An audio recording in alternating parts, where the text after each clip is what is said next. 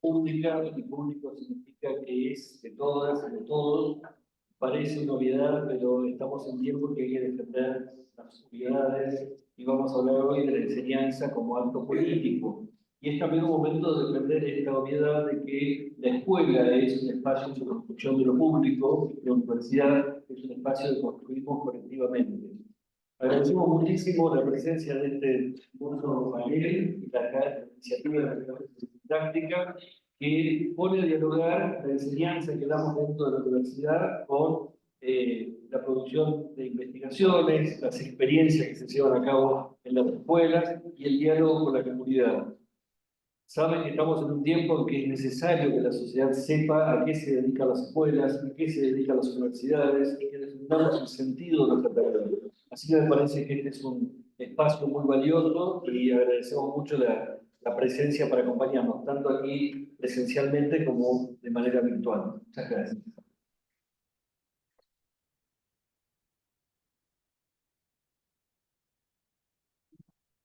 Buenas tardes, bienvenidas, bienvenidos. Gracias por estar aquí, quienes están de manera presencial y también virtual. Muchas gracias a las colegas que han aceptado formar parte de este panel. Para nosotros es muy importante y agradecemos su generosidad y su predisposición. También agradecemos a Isabelino Siede, que es director del Departamento de Ciencias de la Educación, que en el primer momento nos brindó su aval, su acompañamiento, su apoyo para poder realizar este panel. Y a título personal quiero agradecerle al equipo de Cátedra de Didáctica, porque sin ellas esto no hubiera sido posible. Hay mucho trabajo por detrás. Y bueno, para mí es una alegría formar parte de este grupo de gente maravillosa.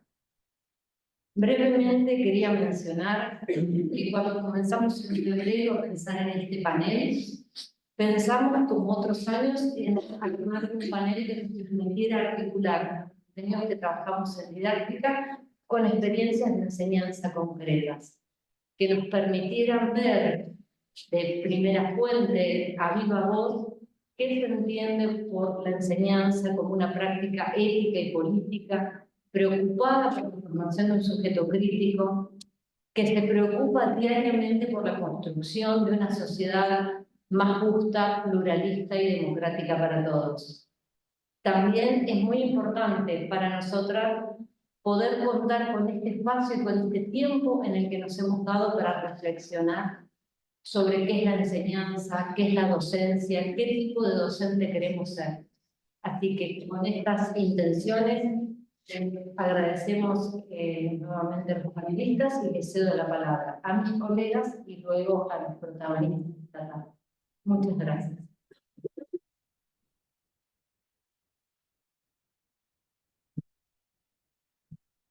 Hola, buenas tardes, ¿cómo están? Gracias por venir. A mí me toca presentar a las personas que nos van a acompañar hoy. Tenemos a Julia Tur, que nos avisó que va a poner, se va a tener que retirar, pero va a quedar Malena para atajar penales.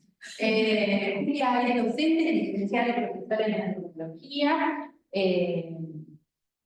por la UNLP, tiene especialización en educación en géneros y sexualidades por la FASE y una diplomatura en educación sexual integral por la UNFA. Trabaja en el área de talleres y jornadas extendidas de la escuela anexa, la graduada Joaquín B. González, y también es coordinadora en el área de ciencias sociales del nivel inicial y nivel primario de la escuela anexa. Va a compartir la experiencia con Malena. Malena Rizzo es docente, profesora y licenciada en Ciencias de la Educación por la UBA y es profesora en Educación Primaria. Es profesora en el Instituto Superior de Formación Docente número 210 de Campo de la Práctica Docente 4 y de Didáctica de las Ciencias Sociales. Además es maestra en la Escuela Graduada Joaquín B. González de la UNLP. También nos va a estar acompañando Margarita Vera, que es licenciada en Comunicación Social por la Facultad de Periodismo y Comunicación Social de la UNLP. Se ha desempeñado como docente y tallerista en distintos ámbitos. Trabajó en el Programa Nacional de Desarrollo Infantil primeros años, en el Plan FINES, y fue asistente socioeducativa del Centro de Actividades Juveniles, SCAC, de la Escuela Secundaria 49 de la UNLP. Este recorrido por instituciones y territorios le ha permitido acercarse a la educación sexual integral como derecho y política educativa de cuidado colectivo, buscando formarse en la temática, realizando cursos y actualizaciones. La más reciente, brindada por el INFOD en el año 2022 y 2023. Y desde hace 6 años se desempeña como docente en el Instituto Superior de Formación Docente y Técnica también, donde trabaja sosteniendo la importancia de la ESI en la formación inicial para su implementación en todos los niveles y modalidades.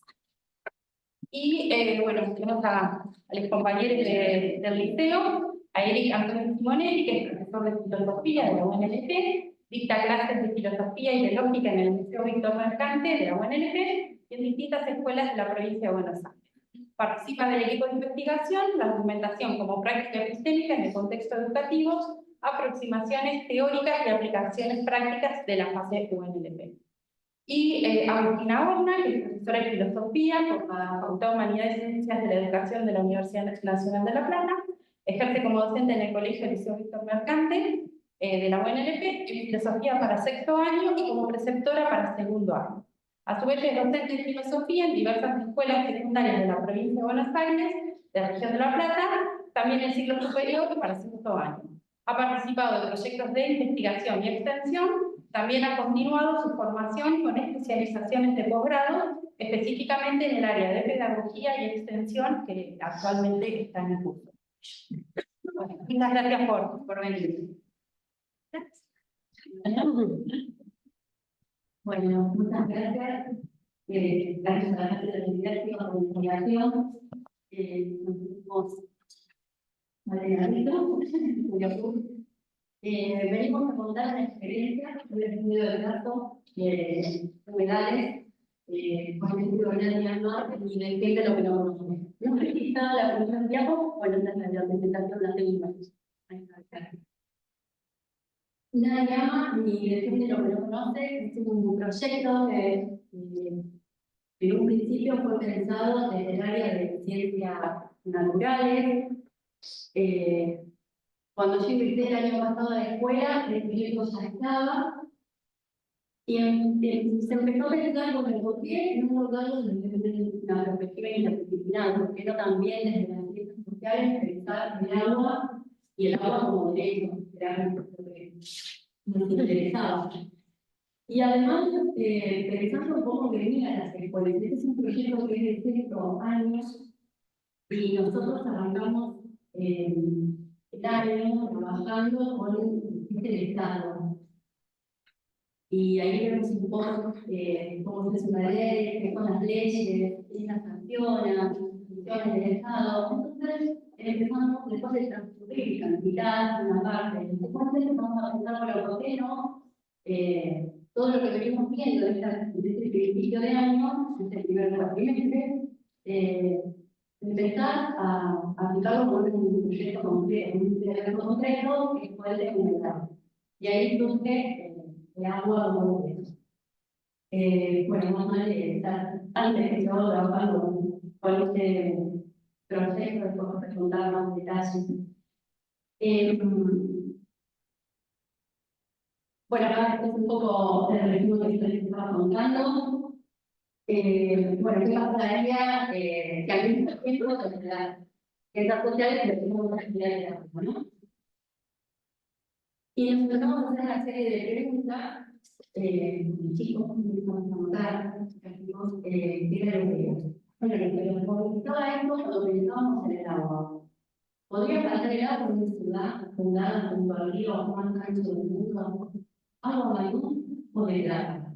¿Quién cuida del río, de los arroyos, de los humedales? ¿El agua mata? ¿El agua vale más que el oro? ¿Pensamos en el agua? ¿Cuándo el agua es un problema? ¿A quién afecta la agricultura del agua? Empezamos a hacer estas preguntas y obviamente en el marco de el objeto de estudio de las ciencias sociales, ¿no? Que, como dice acá la Biblia, nada de lo humano es ajeno y todo lo que la humanidad ha sido forma parte de la generación. Entonces empezamos a ver cómo hacer el recorte, cómo profundizar en esta comunidad, cuáles eran los propósitos que estábamos planteando, cuáles los objetivos. abordar esta complejidad que nos presentaba el estudio de caso, que no te lo dije, perdón, el estudio este está basado en el General Arroyo del Pescado, y está en la zona de Arano, ¿no? Arano, Arano. Sí, todavía es la zona del Pescado, que Arano abarca varias regiones. Y bueno, empezamos a organizar todo esto en función de este proyecto.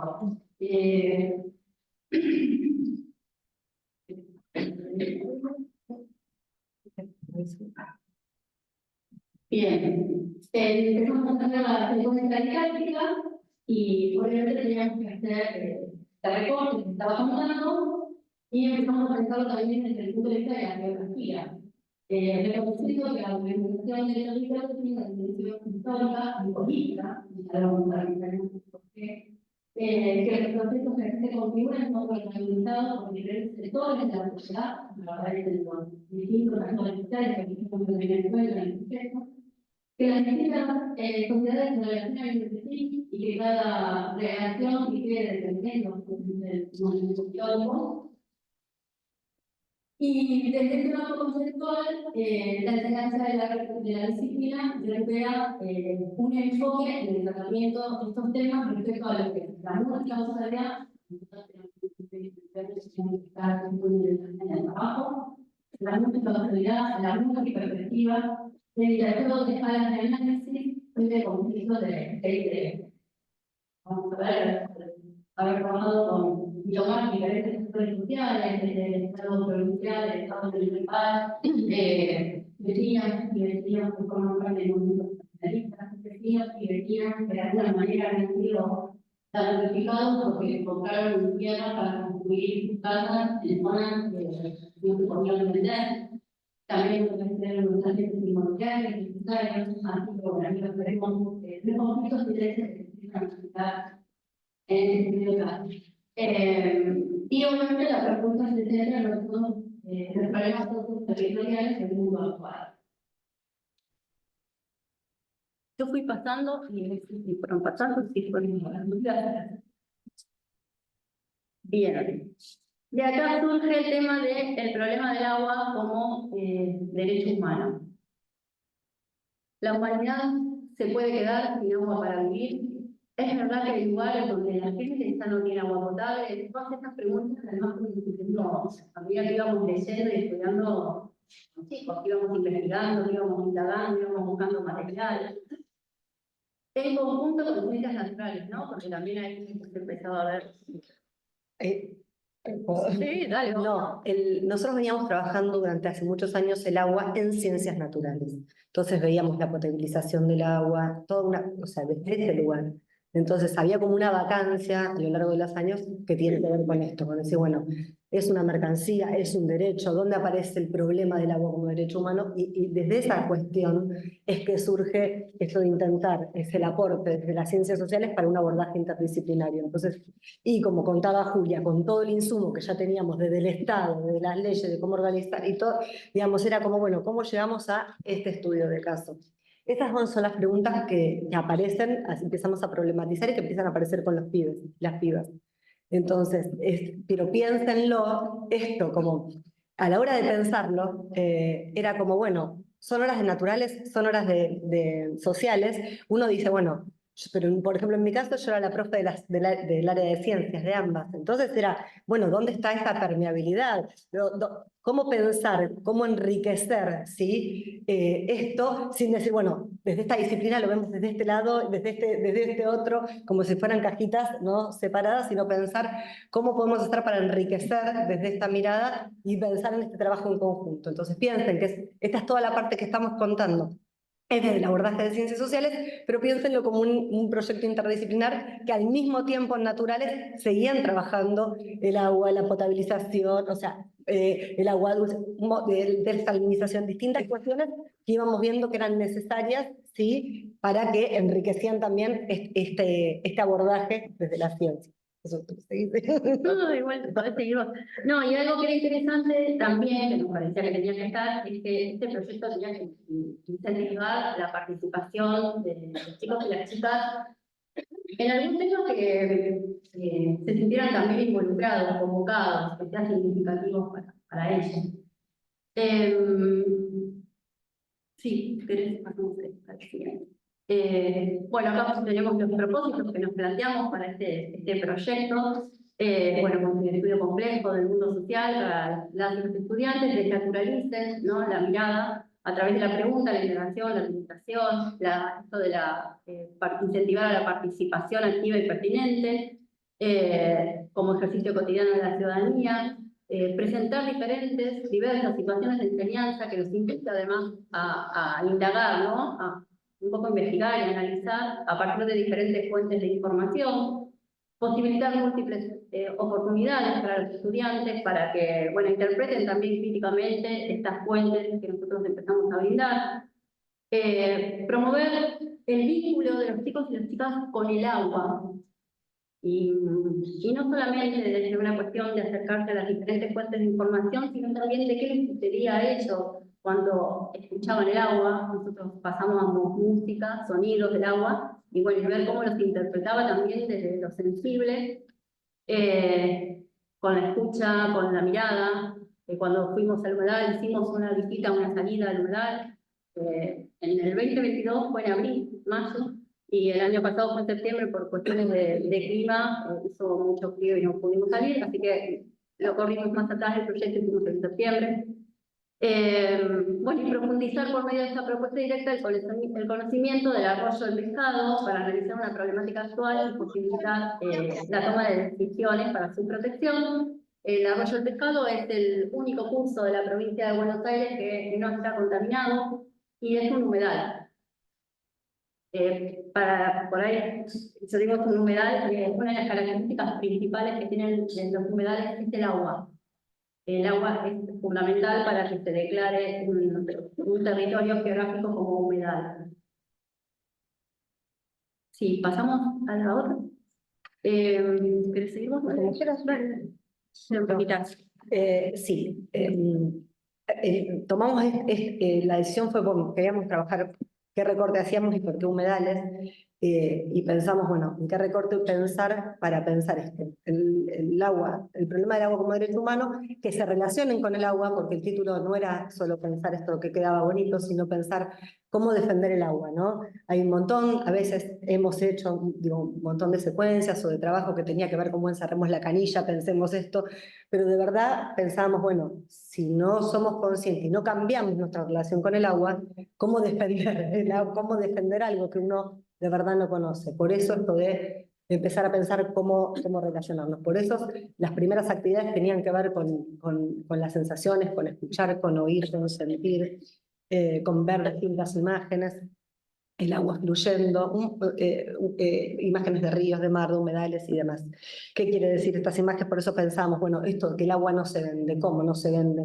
Uno de los chicos me decía, ¿cómo no se vende? El agua vale más que el oro, me decía, ¿sí? Y si te cambia una botellita de Villa del Sur por conillo, me decía. Y aparte nos decían, pero sí, la pagamos el agua. Entonces, digo, esto nos iba dando insumos para decir, queremos ir por ahí, queremos problematizar esto. Nosotros... ¿Vuelvo? No, sí. La idea era empezar primero, el arroyo del pescado está en la zona, sí, la cuenca, digamos, la bajada de la que fuimos es en la zona de Arana, desde Ignacio Correa, pero es el único arroyo prístino que hay en la zona. Hoy está, es el único que no está contaminado. Es hermoso, si tienen la suerte de conocerlos y de poder habitarlos. Los vecinos del lugar, los habitantes del arroyo, y eso fue una discusión hermosa, a ver quiénes eran los habitantes del arroyo, lo tienen recontra presente. Hay actividades deportivas, hay actividades recreativas, hay gente, hay familias, hay pibes, pibas, hay uso de ese humedal, de esa cuenca del pescado, y lo que nosotros tomamos es una situación real, que es, yo soy vecina del arroyo, y lo que empieza a pasar es que mucha gente se muda y empieza a tener sus terrenos y a hacer sus casas, a construirlas en zonas donde se puede construir y muchas que no, ¿no? Entonces, bueno, ahora mismo, aún con la ley que lo prohíbe y demás, están armándose, hay un proyecto inmobiliario para realizar un cántaro frente al arroyo, con lo que eso implica. Se están los loteos, se están abriendo calles en zonas del humedal que están completamente, que está prohibido, digamos, está prohibido lotear y edificar y construir, pero no abrir las calles. O sea, no lo puede hacer la municipalidad, pero si un privado lo hace, sí se puede abrir. Entonces, empezamos a estudiar todas estas contradicciones y dijimos, bueno, ¿cómo hacer para llevar esto al aula? Para que conozcan esta realidad, pero para que piensen, digamos, cuando leemos tanto y hablamos de ciudadanía y de construir ciudadanía y de pensar democráticamente, bueno, ¿cómo hacer para empezar a discutir estas cuestiones en la escuela? Pero que no sean, con el desafío de que no sean moralizantes, ¿no? Porque es muy fácil, bueno, hay que cuidar la biodiversidad del pescado, era uno de los desafíos, ¿no? Entonces, no hay que construir, son malos los grupos inmobiliarios que quieren venir a construir. Bueno, el desafío era ahí, ¿cómo pensar? ¿Qué actores sociales, quiénes son los sujetos que están en esta situación, en este territorio? ¿Qué conflictos aparecen? Y correr esos términos de lo correcto, lo incorrecto, lo bueno y lo malo, y pensar de verdad en este abordaje complejo de la realidad social, cómo poder hacer pensar a los pibes, llevarlos a esta realidad, conocer este recorte, estudiarlo con todas las fuentes que veníamos trabajando. Sí, como les contábamos, desde un documental como el de la abuela Grillo y conocer el problema del agua a partir de cuestiones sensoriales, hasta todos los artículos que venían leyendo desde los diferentes actores sociales del conflicto, y por ejemplo, también, como les contábamos, desde saber cómo se hace una ley, y desde ciencias naturales, toda esta situación del agua.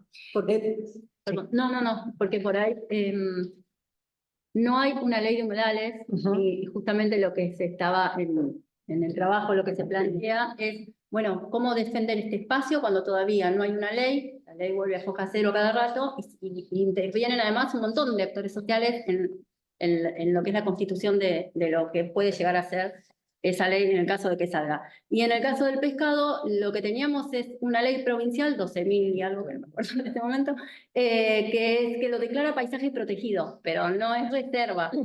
Y eso también fue una discusión. Nos metíamos en, bueno, ¿qué es esto de paisaje protegido? Queremos que sean paisajes, íbamos a escuchar a la gente, porque en principio era, bueno, paisaje protegido, qué bueno, lo protege. Entonces empezamos a hacer entrevistas de los habitantes del lugar. ¿Está bueno que sea protegido? ¿No está bueno? ¿Queremos ese uso público? ¿Por qué es protegido? Protegido, pero tiene que estar atrás de una vitrina. Es protegido, pero lo podemos habitar con cuidado y con concientización. Bueno, toda esa discusión la fuimos dando con biólogos, con historiadores. O sea, buscamos un montón de gente y de referentes de la zona para entrevistar, y fueron preparando también esas entrevistas los chicos. Y con diferentes participaciones. Algunos eran ambientalistas, otros eran vecinos, gente que era parte del Estado provincial y municipal, que también tener alguna entrevista, alguna conversación con ellos. Después decidimos hacer una visita al arroyo.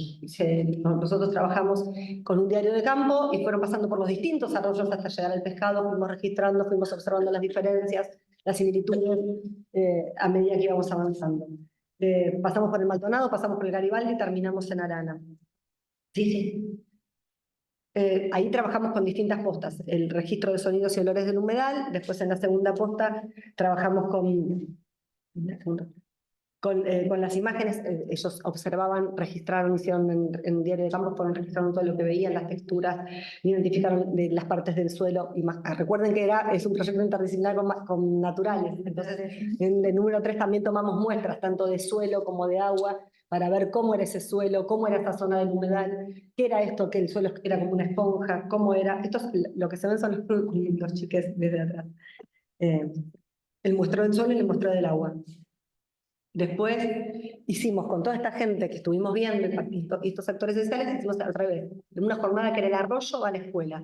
Entonces, los distintos habitantes y las distintas habitantes humanes del arroyo fueron a la escuela. ¿Por qué? Porque una de las postas está a cargo de una ceramista que con el barro, lo construía con el barro del humedal, hacia los habitantes del arroyo, ¿no? Y tiene un proyecto, un proyecto de extensión, de investigación, trabaja con eso, lo conocemos en todos lados.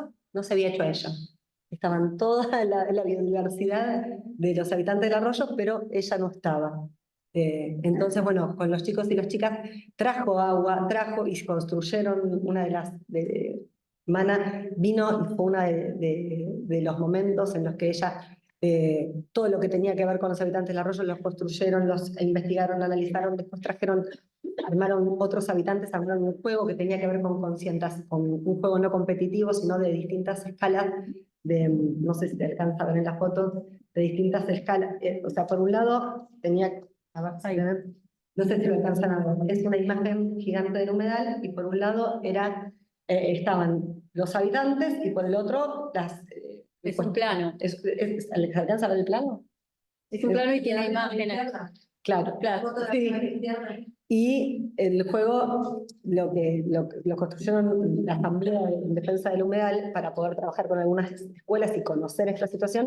No tiene que ver con un juego a nivel competitivo, sino todo lo contrario. Pensar que hay, digamos, hay intervenciones y según esas intervenciones hay efectos en esos espacios. Entonces, los pibes lo pudieron conocer, ahí están trabajando con la cerámica. Este grupo que vino, que es parte de la defensa del humedal, tiene también su grupo, su identidad, históricamente, y además tiene un grupo de serigrafía. Entonces vino una representante a contar cómo construyeron ese logo, cómo construyeron la identidad, cómo trabajan en la asamblea. Todo esto vinieron a la escuela durante toda una jornada, y todos los sectos iban pasando por los distintos espacios, rotando y conociendo. Y finalizamos con esto que conté, empezó a contar Julio, que tiene que ver con la construcción de este debate, con este juego de roles. Ellos fueron trabajando, digamos, obteniendo información y trabajando con distintas fuentes para representar estos distintos actores sociales. El grupo 1 eran los vecinos y vecinas ambientalistas, que es lo que les contaba, en defensa del humedal. El grupo 2 eran los empresarios, los grupos inmobiliarios, que ellos que ya habían conocido, que están definitivamente en el barrio y en la zona, tratando de lotear, vendiendo, están publicando y vendiendo frente a la bajada del arroyo. Después vecinas y vecinos trabajadores, y ahí se nos metió un conflicto como bastante importante y un desafío, porque eran trabajadores, ellos habían puesto que eran docentes, que eran trabajadores y trabajadores que no les sobraba el dinero, digamos, que cobraban un salario, y que cuando compraron su terreno, le compraron digamos, lo compraron bien, como los están vendiendo y como se están vendiendo. Entonces, ¿qué sucedía ahí? Con vecinos y vecinas que compran, que gastan todos sus ahorros, los invierten en un terreno y después no pueden construir porque no quieren construir porque saben que no está bueno. Pero bueno, entonces, ¿qué hacemos?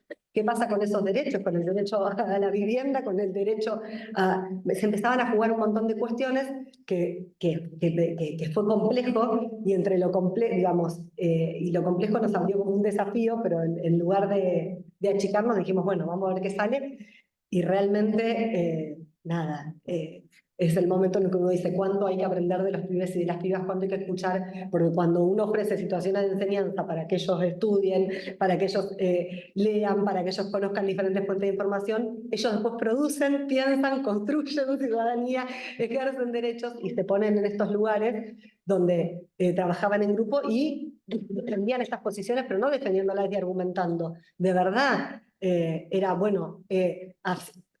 o sea, hay ejemplos, uno en un debate decía, vos, le decía al otro, me estás diciendo que no querés que cuidemos, que construyamos. Salieron con las leyes que habían trabajado, el 14 bis, poder dar trabajo. La empresa constructora podía brindar, ¿cuánto trabajo podía brindar en un momento donde la economía era así, así, así? Digamos, pensar a los pibes discutiendo en sexto grado, con tantos argumentos, con tantas razones, pero preocupándose y ocupándose de la realidad social, para nosotros estuvo como muy, muy bueno. Y después tenía representantes tanto del Estado provincial como del Estado municipal, con esta cuestión que se estaba debatiendo con las leyes Foja Cero, no Foja Cero, y esta discusión. Después, nada, ¿qué decir? Yo, porque me emociono y empecé a hablar. No, no mucho más que decir porque ya terminó el Pablo, preguntarle que para llegar a la instancia de debate, Mucho laburo. mucho trabajo. Sí, estuvimos trabajando 2 meses, bueno, todo el tiempo tenía que leer todos los textos, trabajar con todas las fuentes de información, y después, según el rol que les tocaba, bueno, se elegía, ellos elegían dónde querían estar, teníamos que igual ver después de la misma cantidad de personas para estar un modelo que eran 5 que eran vecinos, 5 que eran del Estado provincial, y así. Cada uno tenía, según el rol que le tocaba, tenía que leer esos textos y buscar argumentos que le sirvieran para, bueno, para posicionarse en una postura y también para contraargumentar. Así que bueno, muchas gracias. Pues, buenas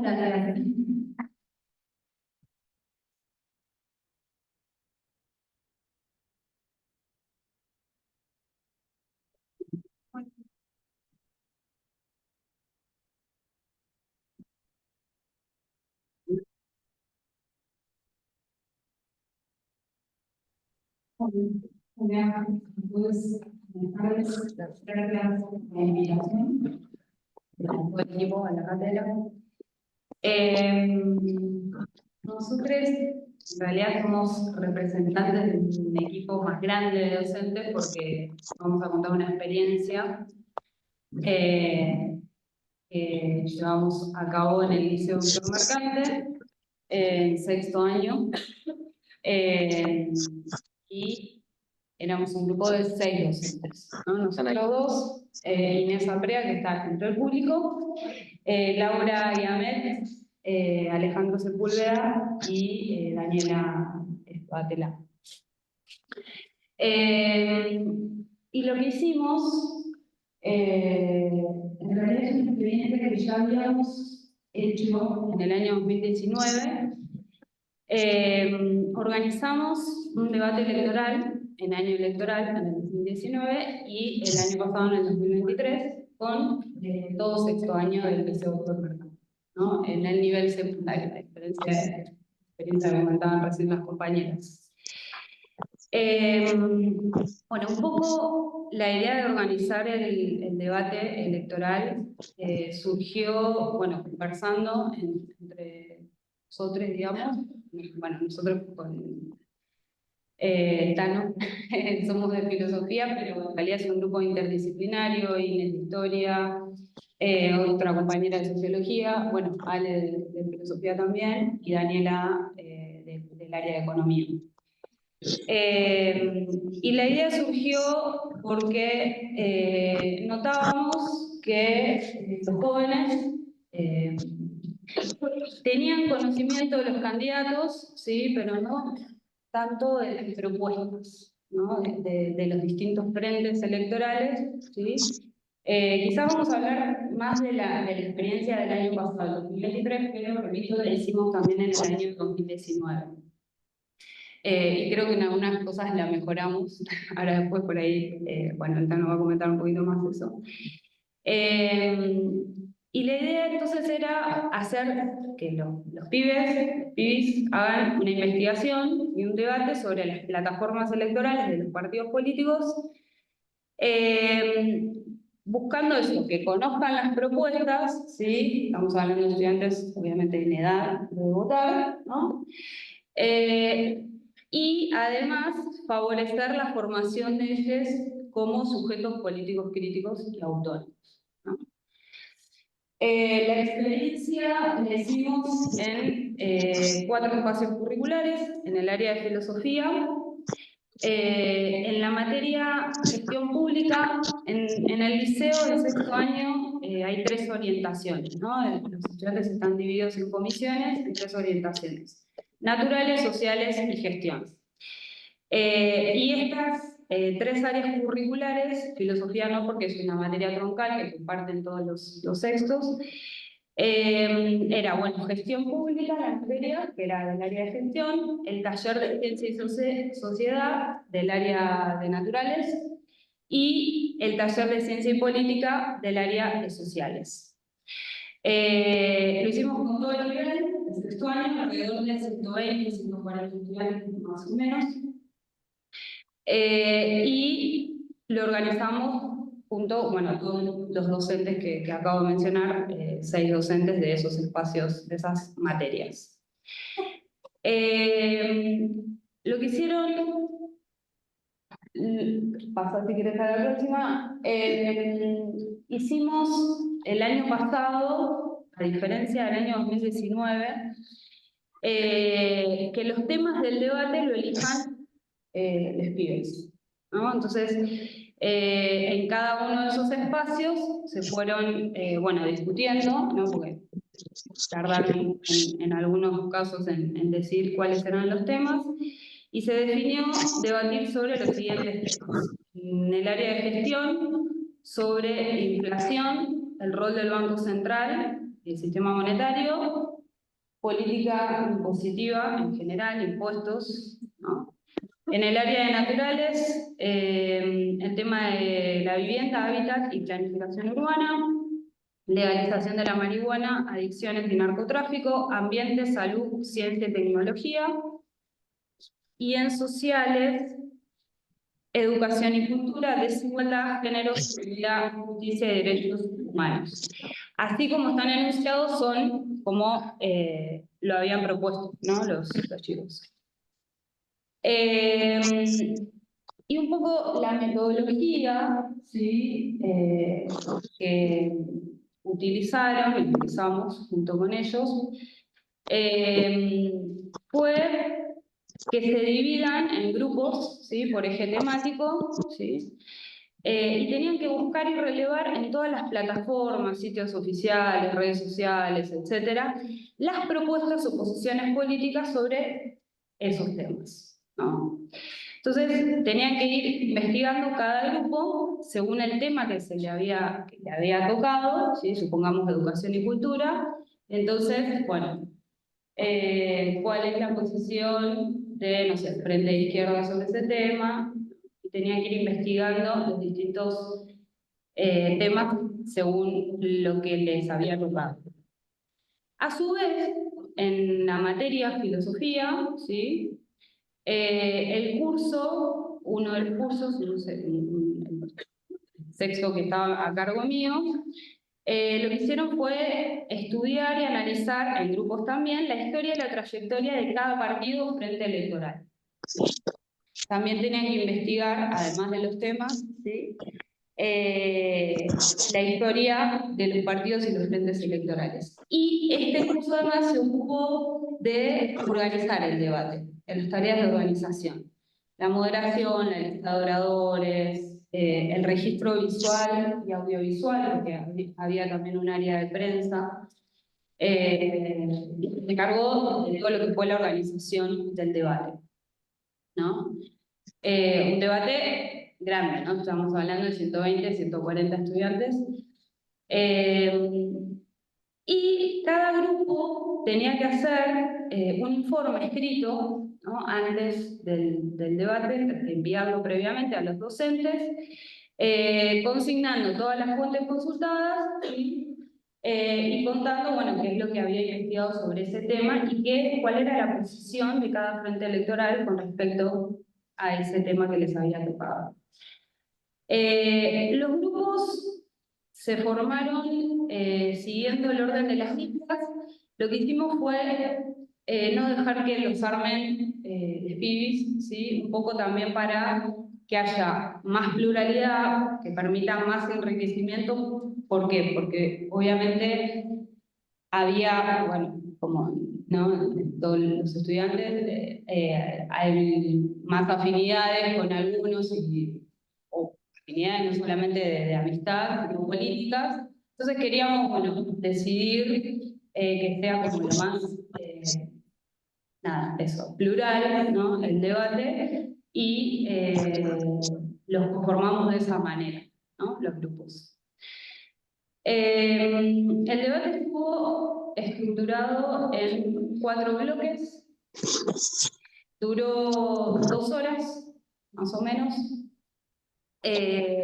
Hubo un primer bloque que era, digamos, más de apertura, de presentación. Ahí el rol del moderador del debate fue clave, porque bueno, fue quien presentó el debate, enunció las reglas del debate, detalló también los tiempos que tenían para exponer cada grupo, ¿sí? Porque cada grupo tenía que exponer su tema, y después de esa exposición temática, que era el bloque 2, ¿sí? En el bloque 3 se dio el momento, digamos, del debate libre, ¿sí? Entre los estudiantes, que ahí también tenían un tiempo, ¿sí? Creo que eran 1 a 3 minutos más o menos. Claro. Y sí, de 1 a 3 minutos más o menos. Y después, en el último bloque, bueno, fue el de cierre, agradecimientos y demás, y ahí concluyó el espacio. ¿Querés comentarlo las reglas? Bueno, no, la idea, para poder hacer el debate, como retomo una cosita que decía Agustín antes, o sea, como eran 5 cursos del liceo, los 5 cursos dividimos en los temas que eligieron, se dividieron en más o menos, cada curso tenía grupos de 10 estudiantes. Entonces teníamos 12 temas, creo que eran. Entonces eran 12 grupos. Entonces, ¿cómo empezaba el debate? En primer lugar, había una serie de reglas, que si quieren ahí están las reglas, que son reglas generales, como para mantener un poco el orden, porque es muy difícil entre tanta gente debatir. Que fueron elaboradas por ellos. Claro, pero aquí fueron elaboradas por el curso que teníamos Tina, que era que lo organizaba todo, ¿no? Respeto mutuo y respeto al diálogo sin conducta agresiva, trato cordial y amable, no interrumpir,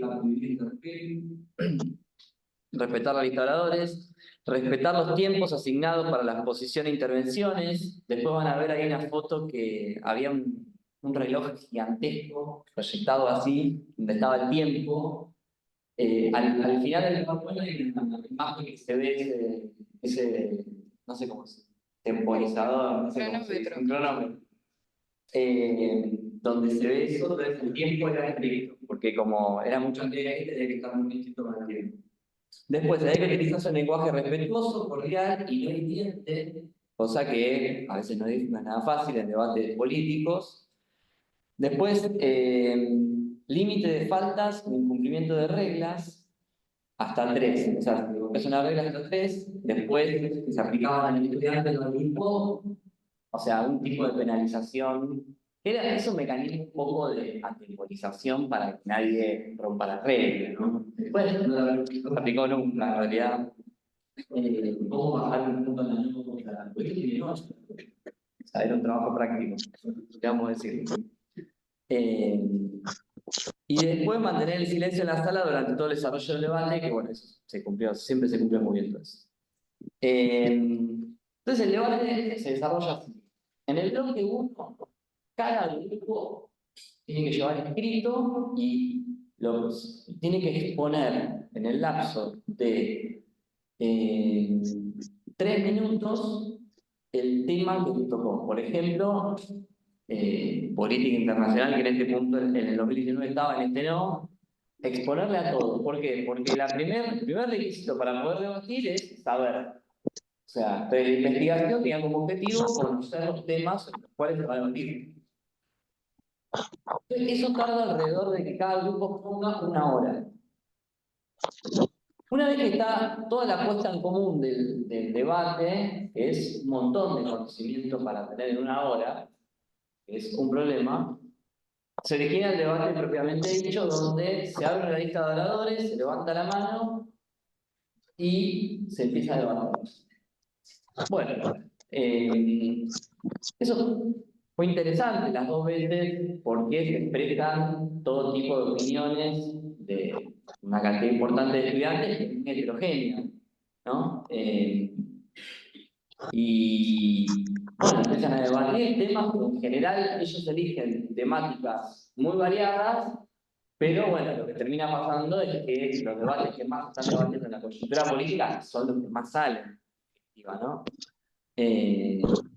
Imagínense lo que fue toda la campaña electoral del año pasado, con los niveles diferenciales que hubo esa campaña electoral, de polarización política, bueno, eso se empezó. El número de los 30.000 surgió todo. Claro, en el debate está todo registrado. Se polarizó todo alrededor del número de los 30.000 desaparecidos. O sea, fue así, ¿no? Nos costó muchísimo correr este tema. Porque bueno, o sea, se debatía eso en todos los medios de comunicación, se transformó en un tema ultra de divisor de aguas, ¿no? Y opacó todas las demás temáticas. Entonces, El voucher también. tema de los vouchers, la inflación, Banco Central, bueno, la agenda que después se viene imponiendo en las elecciones, se coló claramente en el debate. No porque esa haya sido la posición mayoritaria de los estudiantes, todo lo contrario, sino porque se polarizó de esa manera, entre varios y algunos pocos, ¿no? Cosa que en el debate del 2019, no recuerda, ya aparecían ese tipo de debates. Ya lo habíamos visto, cómo ya emergían posiciones de extrema derecha, para ser claros. Pero de una manera muy minoritaria en el 2019, pero ya aparece. Bueno, el debate se desarrolla, las dos veces se desarrolló muy bien, más allá de que se polarizó con temas polémicos y duros, digamos, se desarrolló en muy buenos términos, fue muy bueno, y nos parece que es muy importante porque muchas veces, todas las cosas en general no se pueden discutir claramente. Primero, porque los docentes tenemos una expresa previsión de hacer proselitismo religioso y partidario en las escuelas. Sí podemos hablar de política, lo que no podemos hacer es eso. Entonces, la atención en cómo hablar, no de política en abstracto, sino de los partidos políticos que existen en la realidad que nos gobiernan, es una dificultad en la escuela. Este mecanismo nos pareció muy interesante para poder resolver esa cuestión, porque si no, no hay educación política partidaria directamente. Bueno, y al final, para ir cerrando, porque ahí se nos acaba el tiempo, nosotros les planteamos, ahí se ve el cronómetro. Hicimos en el salón de actos. Claro, el salón de actos. Se hace toda una ronda, ahí si querés, ahí se ve ya cuando estábamos por empezar. Allá estaba, digamos, el moderador del debate con asistentes, iban anotando la lista de oradores en el pizarrón. Claro. Dos estudiantes que estaban como en el área de prensa iban sacando fotos, que estas fotos de hecho las sacaron ellas, iban haciendo un registro de todo el debate, iban pasándose, bueno, el micrófono. Claro. Y las devoluciones. Entonces al final les preguntamos a los estudiantes, les hicimos unas preguntas, ¿las tenés ahí a mano? Anotar ahí. Claro, Después de eso vienen unas preguntas. Que en realidad no las hicimos ese mismo día, sino después compartimos un formulario para que evalúen también la actividad.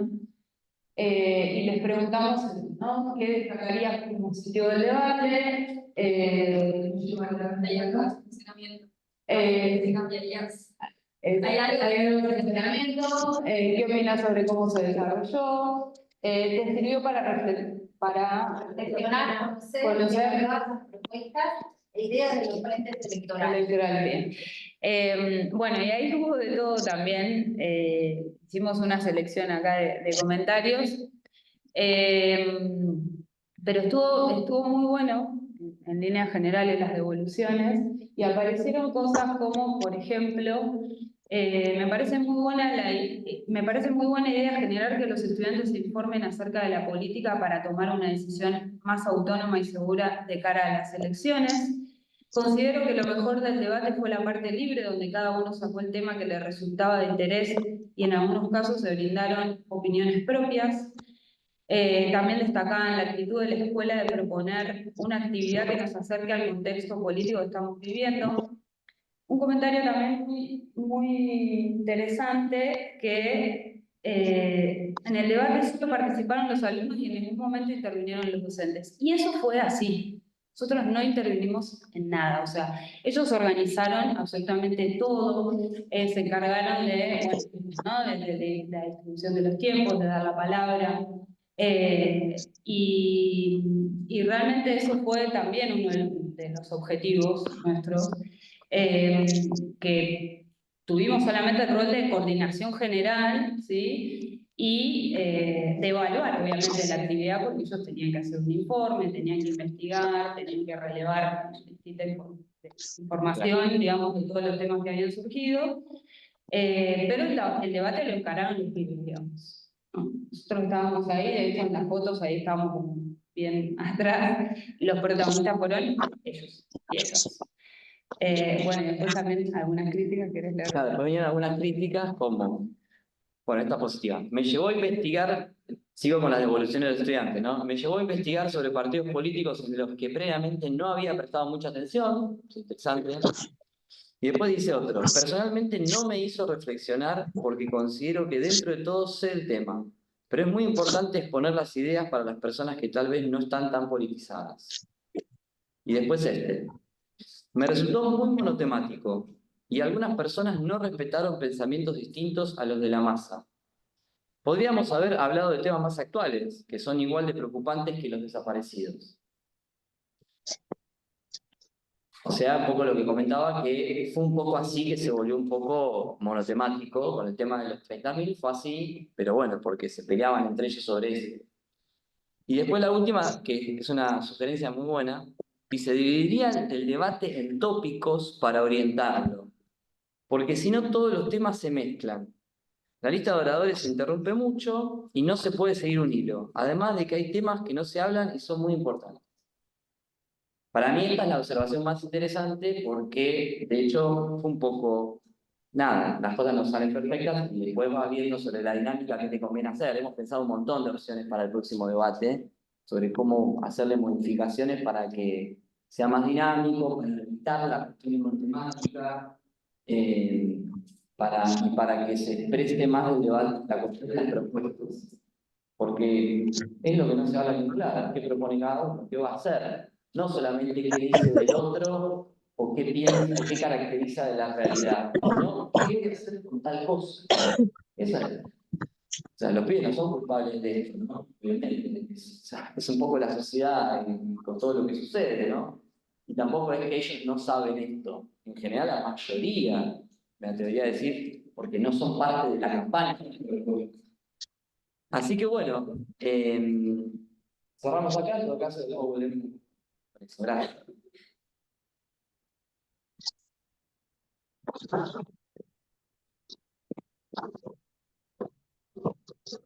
María Flores.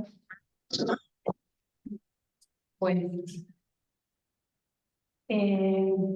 reitero el agradecimiento a la Cátedra de Didáctica que me hizo llegar la invitación a traer en febrero, más o menos.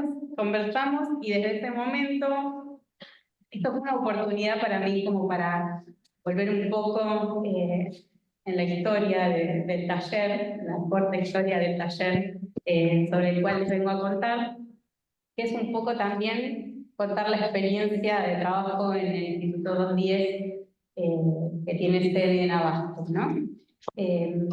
Pero por ahí, para decirles algo que me sucedió, en ese momento empecé a tomar nota y a escribir unas primeras líneas cuando entiendo de qué se trata la convocatoria y mis compañeras me lo comparten.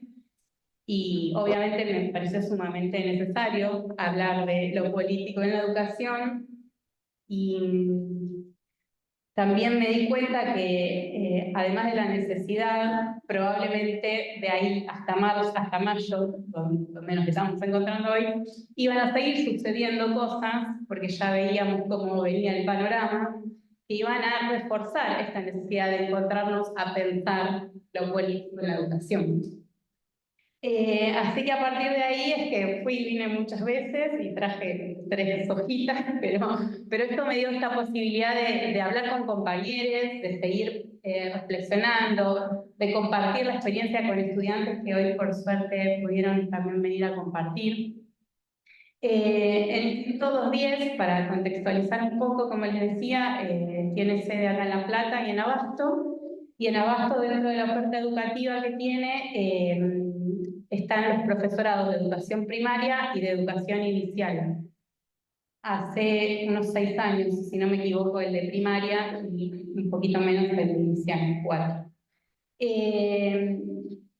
Y quienes estudian en el Instituto 210 provienen de las localidades cercanas a Abasto, ¿no? De Abasto, pero también vienen de Echeverri, de Olmos, algunas de las estudiantes vienen de Los Hornos también, de barrios cercanos a la Ruta 36, a la Ruta 2, y eso dio una gran posibilidad a muchas personas de acceso a la educación sin tener que quizás estar 2 horas arriba del oeste, llegando hasta La Plata, un instituto de formación, ¿no?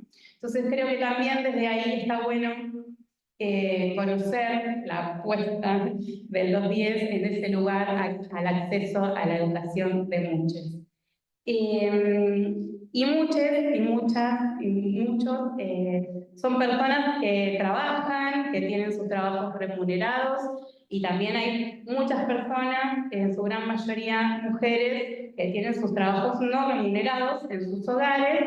Entonces hasta las 5:30 están con todas sus tareas, y a las 6 llegan a cursar, cuando ya ahora es de noche, hasta las 22 horas, que bueno, tenemos esa franja vespertina. Digo esto porque algo que es clave a la hora de pensarnos en el 210 tiene que ver también con poder reconocer, ¿no? Esas realidades, y poder acompañar también desde esas trayectorias, desde el lugar que ocupamos como docentes, y remarcar esto, que siempre lo conversamos con los estudiantes, es que bueno, que vos no estés trabajando en un lugar y te paguen, y no te, o sea, que vos podés tener tu trabajo remunerado y por el cual te pagan, pero también en tu casa haces otras tareas, y lo remarco porque la mayoría son mujeres, ya el 95%. Bueno, cuando empezamos a hablar de estas cosas, hay también ahí una cuestión del reconocimiento a las tareas de cuidado y domésticas, ¿no? Y también hay muchas personas que trabajan en lo que es las actividades agrícolas, ¿no? Porque es una zona de cordón frutihortícola. Bueno, también hay muchas personas que vienen después de sus largas jornadas de trabajo en el campo. Después hay quienes trabajan en comercio. Bueno, acá están por ahí me voy a olvidar de ver, que son muchas personas, por suerte hay muchos estudiantes, y el instituto fue creciendo un montón, y eso también está buenísimo. Y bueno, volviendo un poco a contarles, empezando a contarles sobre el taller. El taller es parte de la caja curricular tanto de primaria como de inicial. Es el taller de definición institucional, por lo tanto, la institución define de qué se va a hablar, qué contenidos se van a trabajar en este taller, y desde que comenzamos el taller es sobre educación sexual integral, con perspectiva de género, de derechos y de diversidades. Y bueno, un poco fue siendo ahí como creado por los docentes. Yo estoy acá en la taller porque sinceramente hay un trabajo colectivo, hay un trabajo también que intentamos transversalizar, ¿no? Es un espacio específico, sí, de ESI en el primer año de los dos profesorados, pero también intentamos, y estamos creo que lográndolo con el correr de las experiencias y del tiempo, que se vaya dando esa transversalidad tan deseada cuando hablamos de la ESI, ¿no? Que esté presente en todos los espacios, en todas las materias y en la institución en sí misma. Y ahí es cuando, pensando el taller y cómo comenzó, recordaba que en un primer momento como que bueno, queríamos que todo este taller, ¿no? Que la reflexión sobre los límites, que la puerta de entrada, pero también que el nivel inicial sepa qué contenidos trabajar para el nivel inicial, qué contenidos. Y en un momento es como que era mucho, y dijimos, bueno, a ver, focalicémonos, y creo que ahí fue una buena decisión poder pensar ese primer año para trabajar esta primera puerta de entrada de la ESI, que es la reflexión sobre nosotros mismos, ¿no? O sea, focalizándonos en eso y en poder después articular con el resto de las materias que vienen de segundo, tercero y cuarto, es que pudimos, bueno, que después aparezcan esos contenidos a trabajar en el nivel inicial y contenidos a trabajar en el nivel primario. Pero primero tenemos que partir de eso, ¿no? De la reflexión sobre lo que estos temas que nos acerca a la ESI nos despiertan, que es mucho aquello que sucede, y sobre lo que fui tomando registro en este tiempo. Y por ahí, bueno, a partir de algunas imágenes que en un rato les vamos a compartir, pero también de algunas experiencias breves que les voy a contar, fueron como momentos claves para pensar también el trabajo año a año, ¿no? Que si bien el taller tiene sus contenidos ahí también hay un montón de cosas que se van sucediendo, porque como entendemos a la ESI en construcción permanente, también esa ESI de hace 18 años, es una ESI que fuimos revisando, que fuimos repensando, que empezamos a hablar de cuestiones relacionadas a las diversidades, cuando el escrito original habla de varones y mujeres. Bueno, después una serie de resoluciones fueron acercándonos a una ESI más diversa, una ESI que habla también de tener bien clara la idea de la perspectiva de género, y de pensar los géneros, pensar la ESI como derecho en todos los niveles y en nivel superior clave, porque de ahí parte, ¿no? También para poder llegar a los otros niveles. Voy a mirar mi apunte, porque me voy a olvidar de nada. Bueno, la ESI es una política educativa y la ESI tiene que ver con lo político, tiene que ver con las decisiones que los docentes tomamos cada vez que entramos al aula y cada vez que abrimos ese espacio, que en el taller implica un espacio en el que partimos de experiencias, ¿sí? En el que podemos conversar y podemos contar qué es lo que nos pasa a través de distintos disparadores, ¿no? Tenemos ahí un acercamiento a lectura, bueno, lo hacemos de distintas formas, pero digo, mucho de lo que pasa ahí termina también dándonos la posibilidad de revisar los contenidos y seguir pensándolos, porque los estudiantes también los traen, ¿no? Y bueno, en esto de pensar los contenidos generalmente al principio de año, pero después se van dando otras situaciones, es que nos hemos encontrado en este espacio defendiendo a la ESI, ¿no? Con estos discursos que han surgido o que siempre han estado, pero bueno, se vuelven a tomar ahí como una fuerza y que van en contra de la ESI y esta idea del adoctrinamiento, que probablemente hayan escuchado.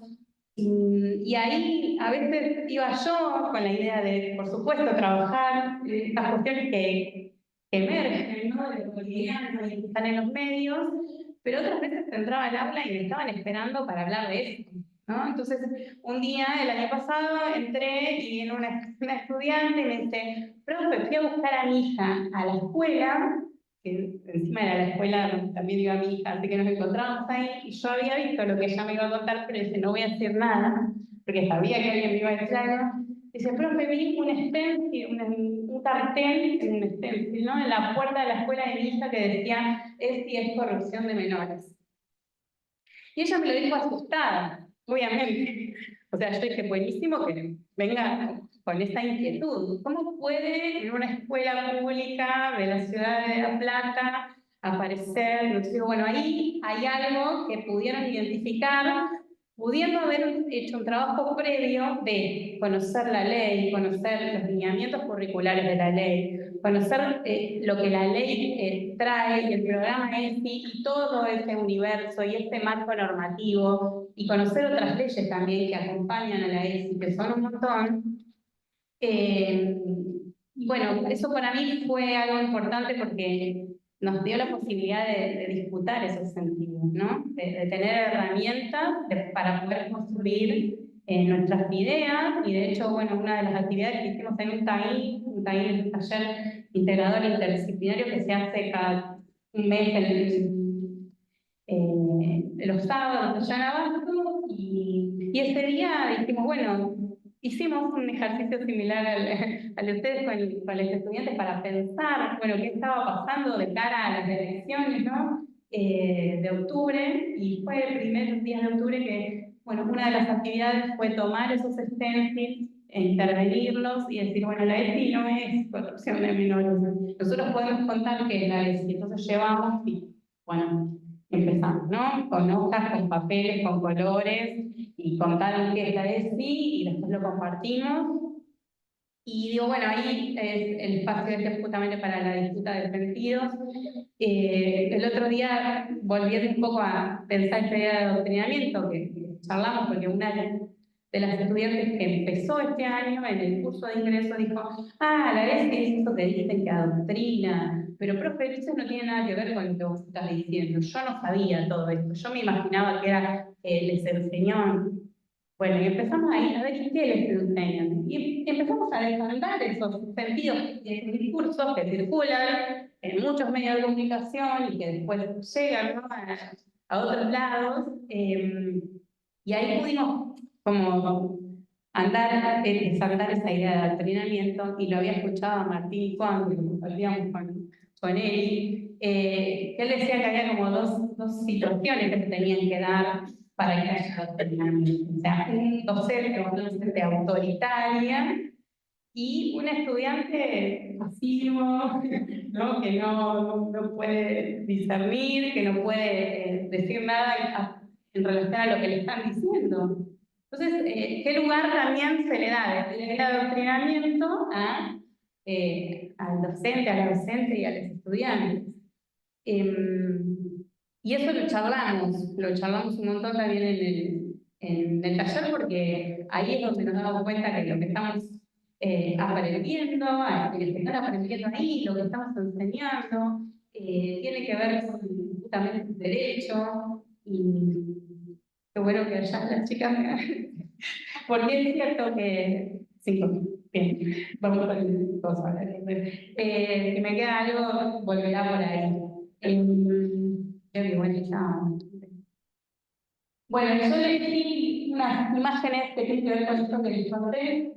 Este es el trabajo que hicimos hace unos años, creo que en el 2022, sobre las puertas de entrada a la ESI, y la reflexión sobre nosotros mismos. Bueno, estas primeras aproximaciones a pensar que la ESI, y algunas ideas que iban surgiendo de un trabajo que hicieron. Bueno, también las imágenes del taller, del claro, no tengo imágenes de los comienzos del taller porque ahí no registraba mucho en fotos, pero y después de la pandemia, que en pandemia también fue muy importante poder trabajar la ESI, porque todo esto que yo les decía de los trabajos no remunerados aparecía mucho a través de las pantallas, incluso de los lugares que ocupábamos las docentes, las casas con el saltando por encima. Pero bueno, esto es lo que pude ver recopilar de algunas imágenes. Bueno, ahí hay también un trabajo sobre violencia de género, cuando trabajamos en el eje de reconocer la perspectiva de género, hicieron el violentómetro, bueno, después algo de información en relación también a la diversidad sexual. Bueno, el 3 de junio, y ahora estamos celebrando esta fecha, el año pasado trabajamos con un poema sobre esta mujer, que fue también la idea de leerlo en la clase, pero también de poder compartirlo con los estudiantes del resto de los años. Hicimos una pequeña intervención en el pasillo con un poema que estaba leído, grabado, y bueno, pegaron las chicas y los chicos los poemas, después de haber hablado sobre qué nos invitaban a pensar. Bueno, algunas lecturas del taller, que son libros que ahí vamos recopilando, y además recibimos parte de una bibliografía que la dirección de ESI con la Dirección de Educación Superior que nos hicieron llegar, y ampliar la biblioteca. Y bueno, también hay algunas cositas que pasamos también en el taller del año pasado, la de como de derecho, ahí se ven algunos. Bueno, tuve que hacer un recorte, dejan mucho eso. Y este es lo que les contamos de las intervenciones sobre los materiales de la ley.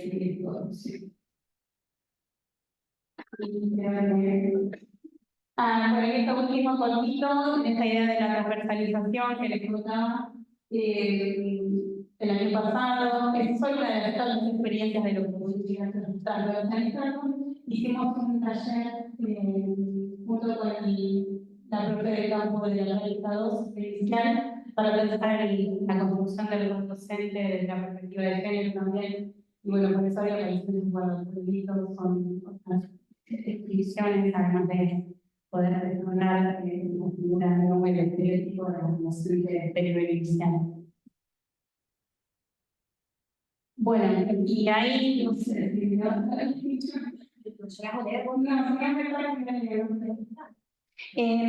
les cuento, esto es, al principio del taller hacemos una actividad que se suele hacer cuando nos acercamos a la ESI, que tiene que ver con, bueno, qué es SITUBE, ¿no? SITUBE, SITUBE educación sexual, sin la I de la integralidad, que es tan importante. Y también yo les pregunto qué deseos tienen para dar lugar también al deseo, al placer de estudiar y de encontrarse en un nuevo lugar. Y bueno, creo que yo tengo los puntos, después te los devuelvo, pero me quedo con el registro.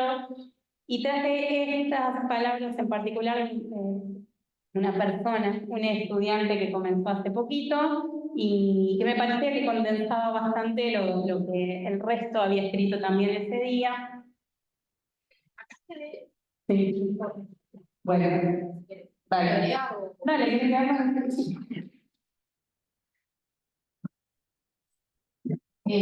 Dice, bueno, a mí me tomó mucho la atención sobre este porque no la tuve anteriormente en ningún establecimiento ni en mi familia. En el momento me está llevando a entender y a comprender muchas cosas que no las tenía en cuenta, a aprender a decir las cosas por su nombre y para poder hablarlo abiertamente. Mi deseo sería aprender a desarrollarme para tratar de dar lo mejor de mí el día de mañana porque me está costando expresarme.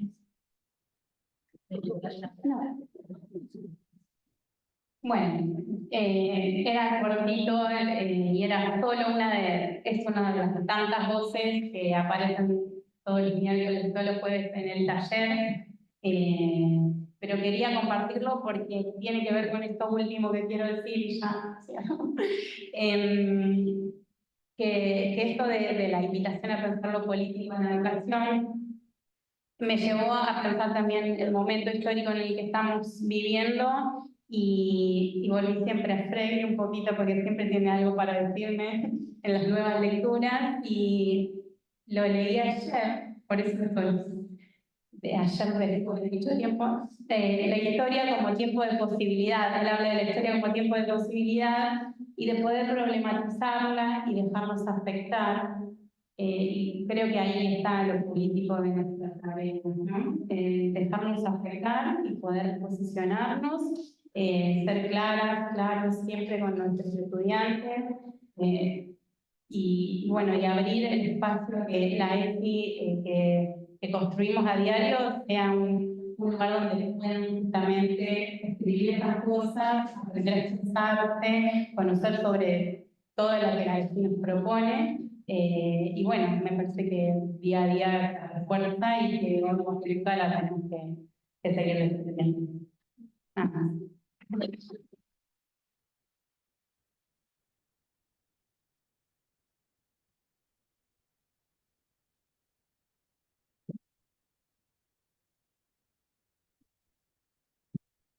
Bueno, muchas gracias a las presentaciones, a las 5 personas que estuvieron exponiendo en este panel que desde febrero venimos pensando y que hemos decidido llamar la enseñanza como acto político, en el sentido en el que las 3 presentaciones dejaron claro que toda decisión sobre la enseñanza involucra decisiones políticas ideológicas.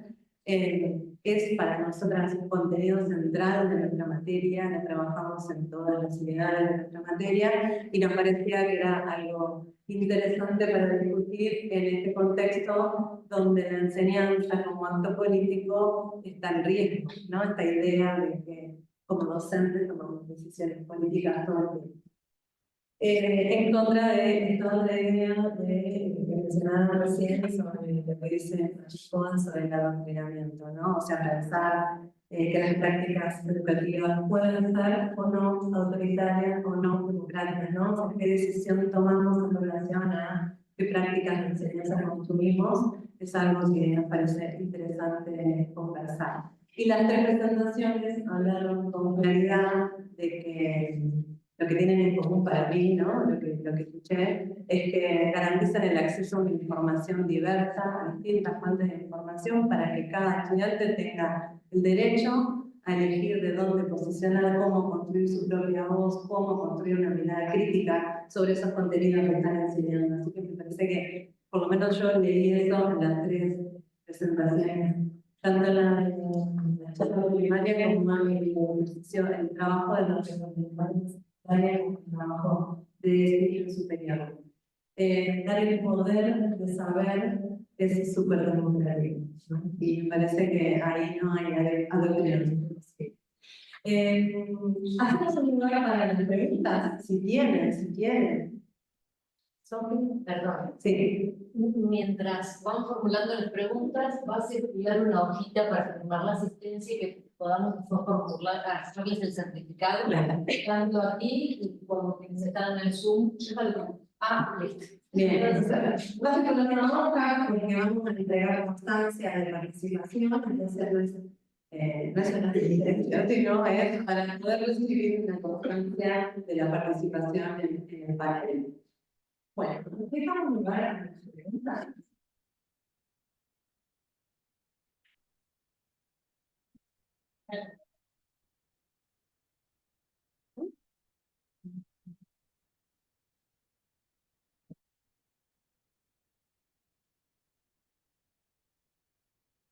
Yo tengo una reflexión. Ahí como más que pregunto, una reflexión. No, que me quedé pensando que primero gracias a las tres experiencias, me parece que está buenísimo tener así como este acercamiento a las aulas desde la facultad, ¿no? Como poder salir de la facultad y poder acercarnos a las aulas, me parece que está buenísimo. Y particularmente me quedé pensando en algo que planteaban los compas de liceo, que me parece que es una experiencia que está buenísima, como también para contar algo de que real esto, como podríamos llamarlo transposición dialéctica, ¿no? Como esa cuestión que sucede en la realidad política argentina, pero que también podemos pensarla dentro del aula. Y pensaba como esa reflexión final que ustedes decían del rol docente, ¿no? Como los estudiantes como protagonistas y como que ustedes no habían hecho nada. Y ahí pienso, ¿no? Como en esta cosa de, y sobre todo en el marco de didáctica, como qué rol cumplimos como docentes ahí, que creo que más que no hacer nada, hay toda una cuestión de poder construir esas condiciones de enseñanza, ¿no? Como también, que es algo que cuando yo cursé didáctica y que creo que nos vamos como todos teniendo estas preguntas, como bueno, ¿cuál es el rol docente dentro de esos espacios? ¿Qué hacemos? ¿Qué implica enseñar? ¿Qué implica enseñar como acto político y todas esas cuestiones? Creo que no es una pregunta, es solamente una reflexión como para ver, bueno, ¿cuál es nuestro rol, no ahí? ¿Qué es lo que hacemos? Hola, bueno, buenísimo que me dio este pie porque yo soy parte del equipo del liceo. Quería como enfatizar eso, ¿no? ¿Qué implica ese no hacer nada? Que no es no hacer nada, sino observar un hecho, digamos, que tiene que ver con todo un proceso de construcción para llegar a ese hecho, ¿no? En donde justamente el objetivo es poder corrernos. Y el desafío, porque escuche, bueno,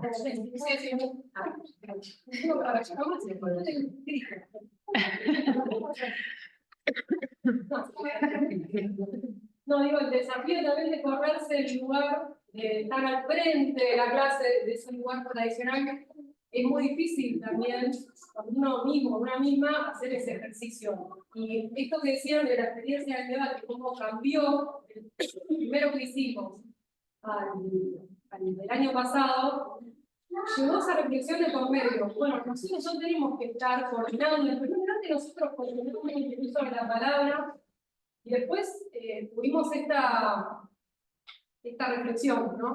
Por ahí algo que no se dice entendió que los grupos son en realidad comisiones por orientación, ¿no? Entonces, el curso que está dando Agustina, en este curso había chicos de todas las orientaciones, ¿sí?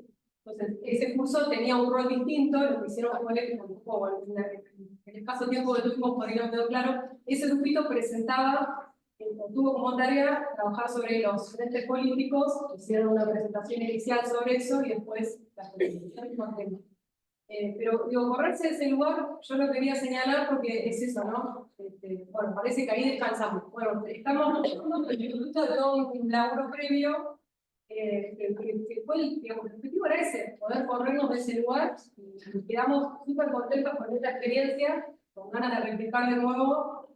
También es cierto que, bueno, hubo un grupo de chicos muy comprometidos, que a veces no tenés esa suerte, estuvieron realmente al frente de eso.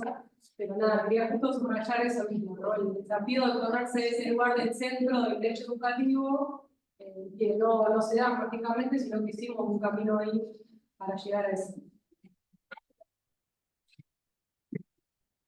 Sí, yo estaba pensando en eso en relación a lo que también decía Juli, sobre crear condiciones, ¿no? O sea, cómo crear condiciones didácticas, en este caso, para que los estudiantes puedan, las estudiantes puedan acceder a esas fuentes de información diversas para construir una posición o una posición en relación a un debate, ya sea en el debate en el liceo o ya sea en el debate de humedales, ¿no? Digo, como poder crear condiciones desde los marcos de enseñanza para que cada quien pueda tomar una decisión acerca de qué de esta información va a tomar y construir su propia mirada.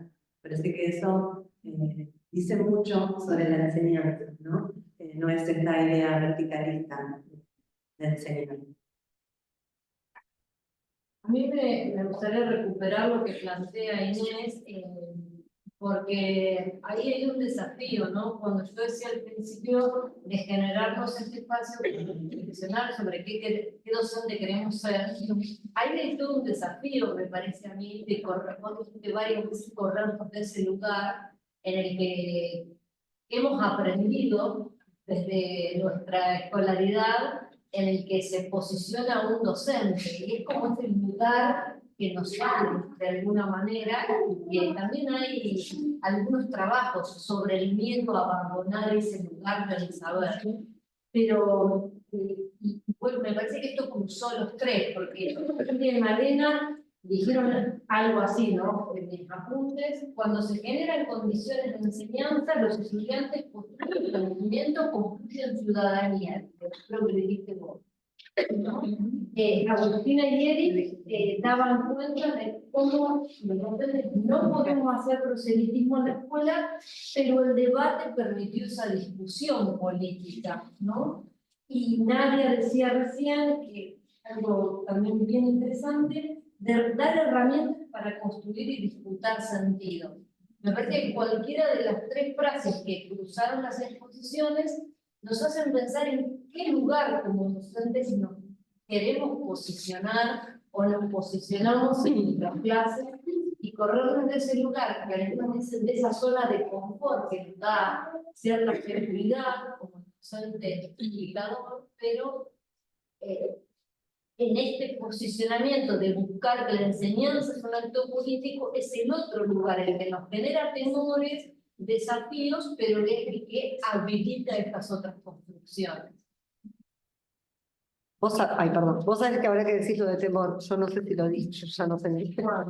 No, esto de temor, porque a nosotros cuando pensamos, teníamos este desafío, ¿no? Queríamos hacer, yo quería plantear el debate, pero vieron que mi debate es un juego de roles, pero ¿cómo hacer esto sin que sea un juego de roles como si fuera jugamos a que somos adultos, o sea, no es esto para cuando, o estamos haciendo de empresarios, no.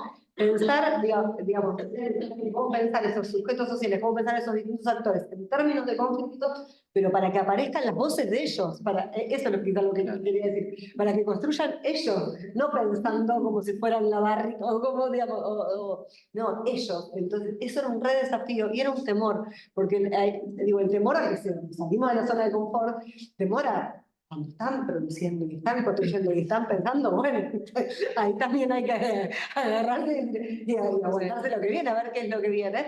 Y está buenísimo, y estuvo buenísimo, pero sobre todo por esto, digo, porque el desafío ahí en salir de la zona de confort no es fácil.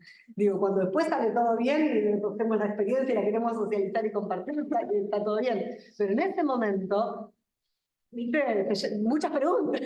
En ese momento, ¿y cómo saldrá? Y en ese momento como que se nos va de las manos. En ese momento, todo ese lugar en el que estamos tan acostumbrados, digo, cómo generar esas condiciones es un recontra desafío. Y es una experiencia, contamos en un año y demás, y después esto lo trabajamos otro año, en otro recorte similar, son otras condiciones, en otro momento, y se vuelven a replantear las mismas, o distintas dudas, distintos miedos, distintos temores.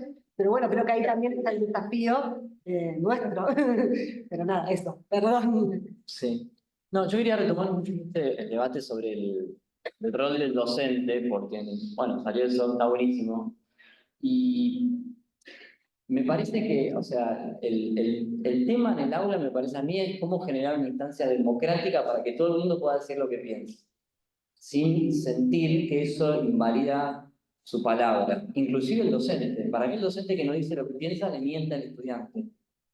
Es decir, la transparencia en el pensamiento, o sea, tomar posición sobre cualquier hecho de la realidad, político, ideológico, de un conflicto social, inclusive las cuestiones más polarizadas en una sociedad, que son las más rígidas, para mí es un deber. No estoy hablando, depende de la edad, todo, pero es un deber que el docente diga la verdad y se posicione. El problema es lo que dice Bohan en un video que está muy bueno, donde dice que el tema es cómo hacemos eso. Si se da una posición de autoridad y diciéndole al otro que es un idiota porque piensa distinto, o si te posicionás con tu pensamiento, que es lo más honesto que puedes hacer frente a tus estudiantes, pero garantizando un clima democrático para que todo el mundo pueda expresarse, inclusive sabiendo que el estudiante pueda expresarse libremente sin ningún tipo de represalia académica. Sí. Que eso es difícil a veces, ¿no? Pero me parece que están las dos cosas. Por eso no es correrse en el sentido de no decir lo que uno piensa, sino correrse del lugar de autoridad absoluta y el absoluto de la verdad y el otro no sabe nada, ¿no? ¿Cómo hacer ese movimiento que, bueno, se va construyendo en confianza, ¿no? Me acuerdo de algo. Me acuerdo de algo que lo estás cantando. En el 2018, cuando comenzamos con el taller, éramos muy poquitas allá de abajo. También Amalia, porque hay compañeras también de abajo. Y estaba en pleno debate de la ley por la interrupción voluntaria del embarazo. Veníamos trabajando temáticas relacionadas a la ESI y un día entro, había una clase que me dio por entrar, el profe era un poquito afuera, y cuando entré había puesto las mesas en ronda y armaron un espacio para hablar sobre el día previo, que querían debatir y conversar sobre el proyecto de ley. O sea, si bien yo lo había llevado una posibilidad de conversación, a ver qué me decían, esto fue muy interesante, porque también se jugó esto, ¿no? Que yo pueda decir lo que pensaba en ese lugar, en ese momento, pero que también creo que se dio que ellas sintieron que podían hablar desde todas sus posiciones. Y se dio ese debate y pudimos hablar, y la palabra incluye derechos así que yo poco intervine porque una de las chicas dijo yo quiero ser la moderadora, y eso me lo acuerdo y de hecho me gustaría volver a construirlo con otras cosas, ¿no? Ahora no soy de escuchar las experiencias del compa porque está bueno que la palabra circule, que se escuchen entre todos y que puedan decir sin miedo a ninguna represalia. Acá en el Zoom, que vamos a ver si alguien quería hacer alguna pregunta, consultan respecto a cómo trabajaron con la resistencia. Si tuvieron resistencia, por ahí en el caso de primaria y secundaria, de padres de la comunidad, pero también de los estudiantes, en este caso, como con todo respecto a estos temas. Yo tengo. No,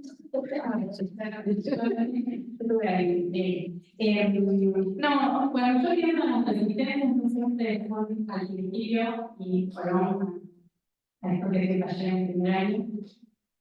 Y los primeros encuentros, ahí les vamos a abordar temas que nos incomodan, que generan algo. Primero, no es la resistencia en forma de palabra, pero sí de mirada. O gestos entre estudiantes, que yo intento como ir tomando nota, como registrando textos para después poder seguir construyendo a partir de ahí. Porque sí es cierto que hay temáticas como el que generan incomodidad, que generan corrernos de lugares, de la zona de confort quizás es ahí dar la oportunidad de que esa voz pueda surgir, porque la voz está, hay que generar las condiciones para que puedan hablar y puedan construir sus ideas y expresarlas. Entonces, bueno, sí, han estado presentes estas resistencias y lo siguen estando, pero también creo que sentir que hay un espacio donde pueden poner más en común. Parte también de la diversidad de mirada, también dando la sensibilidad para que después salga y puedan poner palabras y a retomar por qué. Creo que son oportunidades las resistencias para Quizá algún estudiante que diga, no, política no quiero. Sí, había algunos comentarios, bueno, en esa encuesta que hicimos, me acuerdo, parecían, la verdad, no el kirchnerismo, pero sí, el tema de los desaparecidos, y en el 2019 también habían surgido algunas cuestiones ahí que generaron, no sé si resistencia, pero bueno, debates. Y algunas cuestiones que de hecho no estábamos analizando, que estaban presentes que, bueno, el debate como que posibilitó ahí, ¿no?, el micrófono abierto, y bueno, y escuchamos algunos comentarios, algunas ideas, nada, era eso. Pero de las familias no. De las familias no. No es. O no nos enteramos, no sé. Sí que estos debates de sexto es una escuela que es un centro de estudiantes, digamos, ¿no? Lo que suele pasar es que los chicos en cualquier clase, yo soy profesora de historia, acá en sexto año doy ciencia política, un taller de ciencia política que forma parte de esta experiencia, pero suele pasar que los debates toman más la palabra, los chicos militan o participan de ser estudiantes, ¿no? Y los chicos por eso se sienten tan habilitados. Entonces, esta experiencia también tenía esa posibilidad de que, bueno, acá discutimos todos, debatimos todos. También permitió que pibes o pibas que por ahí no participan de un centro de estudiantes, pero sí tienen una mirada, ¿no?, sobre la realidad, bueno, pueden llevar eso ahí, ¿no?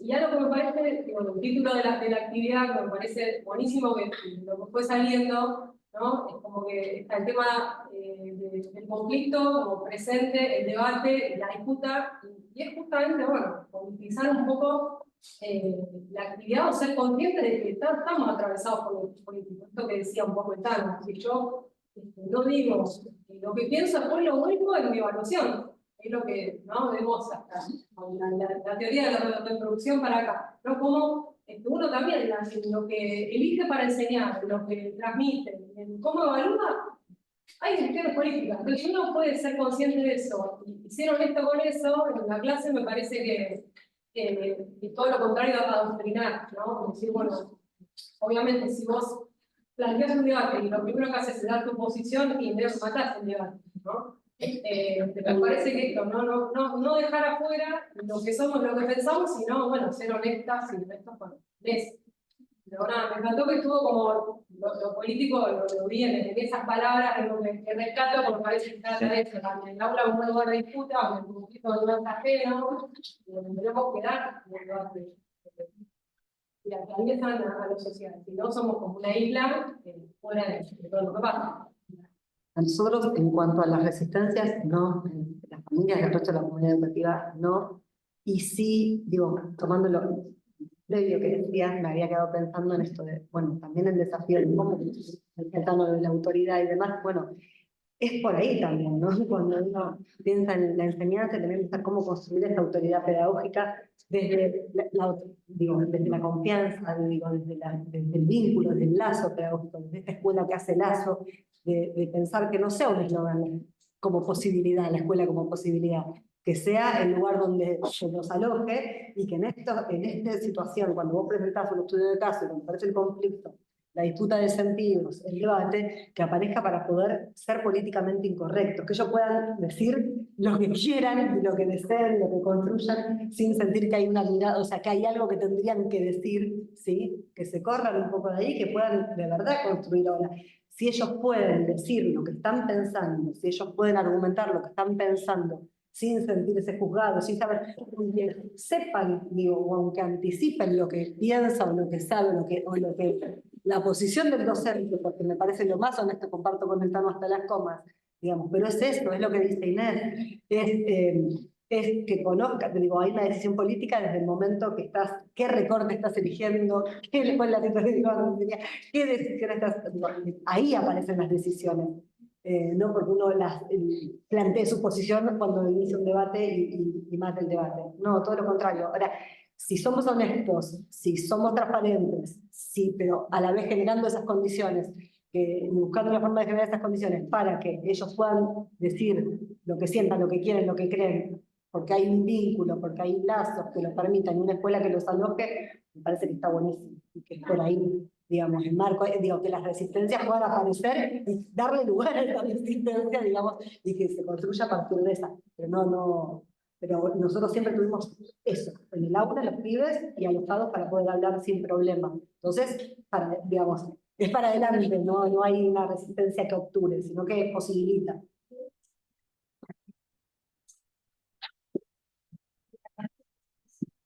Pero con respecto a las familias, pero yo no respondí. Bueno, ¿puedo? No, yo primero agradecerles, por supuesto, a las tres experiencias que nos acompañaron. Me pareció re interesante y muy rico lo que nos dijeron.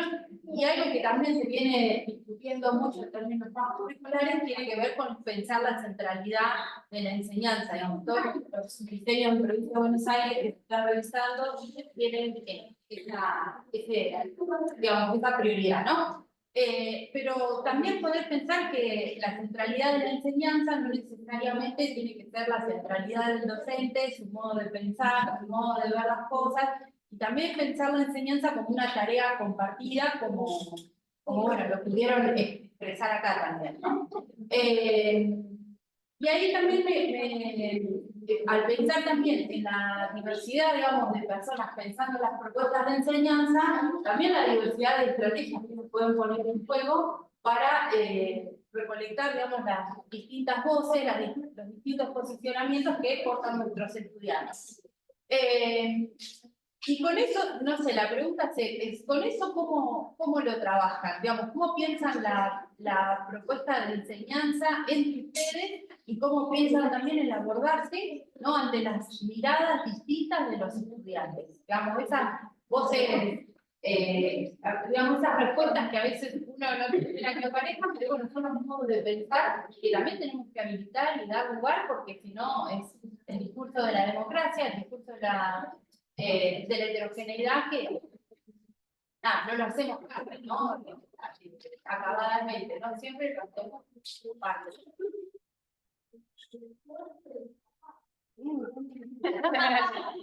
Está difícil. Sí. A ver, yo creo, me pasa todo el tiempo que cada vez que vuelvo allá de abajo, que tenemos un viajecito con quien comparto este viaje, el tema, ¿no? Bueno, ¿qué pasó en la clase? ¿Qué pensaste y cómo te salió? Y todo lo que los docentes compartimos. Yo creo que hay un poco de esto que viene pasando acá, que venimos diciendo, es cómo esas condiciones las vamos generando de a poco también, ¿no? No querer que ya el primer día y más en un espacio, hablo del taller de ESI, aparezcan todas esas voces y digan lo que piensan sobre temas que las atraviesan, que los atraviesan, pero me parece que hay ahí una cuestión, digamos, de dar el lugar y dar el espacio. A veces lleva más tiempo que otros, los grupos son distintos, las personas dentro de los grupos son distintas, obviamente, y la ESI también toma como algo clave esta diversidad, esta diferencia, ¿no?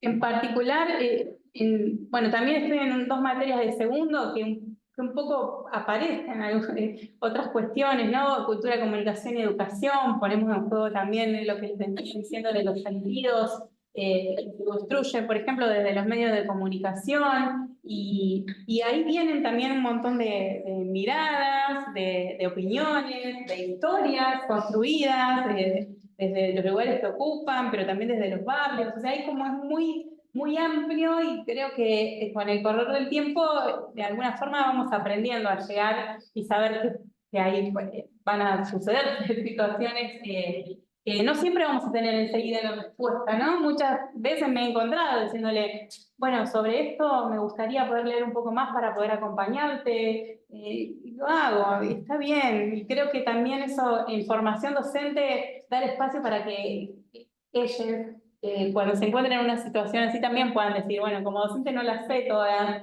y puede que algo que vos me estés diciendo a mí me genere, me interpele, como lo que te digo, yo te interpela a vos, y quizás lo que te estoy diciendo no es lo que vos esperabas escuchar. No sé si estoy respondiendo a lo que preguntas, pero me vino esa idea de que, bueno, de abrir el espacio a esas voces, de darles lugar a esas voces. No puedo pensar la docencia desde otro lugar que no sea así que como que bueno, voy por ahí. No sé. Bueno, nosotros desde el área de filosofía, por ahí la tenemos un poquito más fácil porque trabajamos mucho con la pregunta, entonces yo creo que cuando aparecen cosas así, bueno, buscamos, por lo menos lo que yo clases es que se pueda problematizar, se puedan fundamentar las posiciones, se pueda argumentar ideas, pero por supuesto que pasa, digamos, pasan cosas que uno no comparte, y por eso está bueno esto que mencionaba el Dan en relación a poder ser sinceros y honestos con los estudiantes, y que se dé eso político de la diferencia, de la difusión, del debate, y que aparezcan, digamos, la diferencia en el aula de esa manera. Digamos, yo como docente no quiero que los pibes piensen como yo. Digamos, no es que estoy buscando llevar, sino al contrario, que piensen por sí mismos y en ese caso, bueno, se van también dando estas discusiones permanentemente. No sé, se me ocurre responderte eso. No, me parece que, o sea, siempre con el tema de las modas pedagógicas, ¿no? Están los años en los cuales se pone de moda el aprendizaje, después la enseñanza, el proceso de enseñanza-aprendizaje, siempre está todo eso como... Yo no sé la verdad cuál es la centralidad, nunca me queda claro eso, pero... Y me parece que depende de la materia, depende el nivel. O sea, si vos estudiás en la Facultad de Medicina y no te toman examen, yo no me atiendo con vos como médico. Ahora, entonces, alguien te tiene que evaluar los contenidos. Lo exagero para ver, ¿no? Ahora, si en filosofía el centro es la enseñanza y no el aprendizaje de la práctica filosófica, y estás pifiando para mí, ¿no? Entonces digo, me parece que la educación no hay una receta y a veces se busca como universalizar un método de enseñanza y me parece que no tiene sentido. A mí me parece que no tiene sentido. Me parece que lo mejor es que el tema de construir un espacio en donde uno pueda sentir que está aprendiendo y de que siempre adquiere algo nuevo, me parece que eso es lo importante en general. No importa la materia y el nivel, pero que uno siempre se va con algo nuevo, me parece que eso es importante. pero que el tema de la universalización del método o de la didáctica creo que no, que a veces tortura, ¿no? Esa sensación de... Bueno, yo voy cerrando, ¿les parece? Bien. Bueno, para nuestro equipo de cátedra es un gusto, es un honor poder compartir estos espacios donde discutimos, conversamos y nos quedamos pensando, se nos ocurren ideas, como decía Nadia, ahora me llevo una idea, ¿no?